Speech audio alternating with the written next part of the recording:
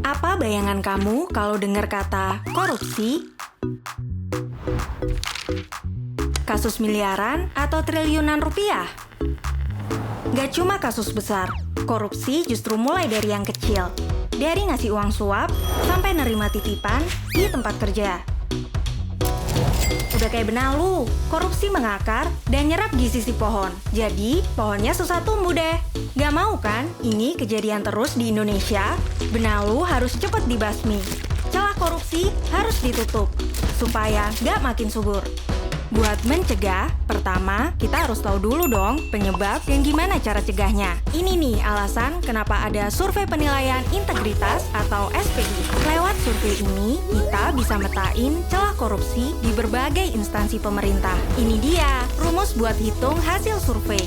Tenang aja, kita nggak bakal bahas rumus ini kok. Kita pakai perumpamaan aja biar simple ya. Coba bayangin, untuk tahu cara nanganin benalu, kita nanya nih ke 3 tipe orang. Yang ngurusin kebun, yang nikmatin hasilnya, sama ahli benalu.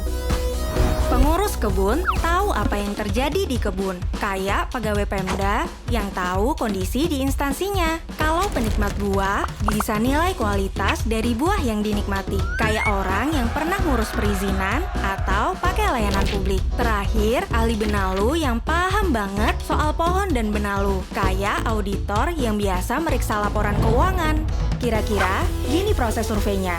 KPK kerja bareng unit pengawas di instansi pemerintah untuk ngumpulin data responden. Terus, KPK pilih responden secara random dan anonim dari 3 kategori yang disebut tadi. Responden ini akan dikasih link untuk isi survei. Hasilnya, keluar deh rekomendasi KPK. Contoh rekomendasi itu kayak pengawasan pada saat promosi jabatan atau ngeluarin izin, biar nggak ada yang masukin kepentingan pribadi. Terus nih, ada 7 aspek yang dinilai di survei, dari transparansi sampai sosialisasi anti korupsi. Tenang aja, semua data SPI yang diisi oleh responden itu dilindungi undang-undang, jadi rahasia dan aman. Hasil survei ini nantinya buat tahu celah korupsi di tiap instansi pemerintah. Dengan nutupin celahnya, percaya deh, perlahan kita bisa kurangin korupsi sampai nggak bersisa. Dengan begini, kita bisa merawat Indonesia untuk tumbuh dengan baik.